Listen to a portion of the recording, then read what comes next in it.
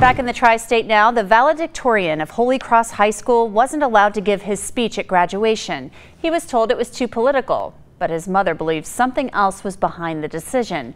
But his classmates still got to hear what he had to say. The young people will win is a mantra that's progressive by nature. Christian Bales gave his valedictory speech outside of Holy Cross's graduation.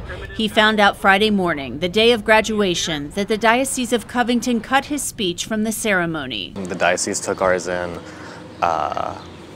said that they were too confrontational, too angry, too personal, and that they weren't appropriate for the setting. Bales' friend's speech was also cut.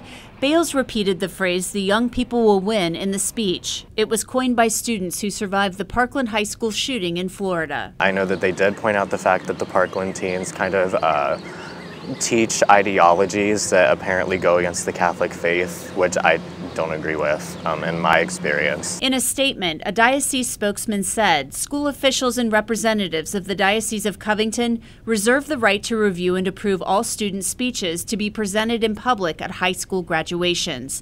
The student speeches for the Holy Cross High School graduation were not submitted for review before the deadline. They were found to contain elements that were political and inconsistent with the teaching of the Catholic Church." But Bales' mother isn't buying it. Gillian Marksberry says she received a call from the school's principal last week. She says he wanted her to help ensure Bales wore men's clothing to graduation and not makeup or bobby pins in his hair. That was disturbing because in 4 years, I had never received a phone call from the principal.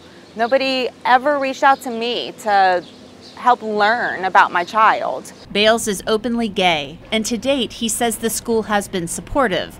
He says this incident will not silence him. I think that I'm going to keep fighting for what I believe in. I'm going to keep using my megaphone and intensifying my voice.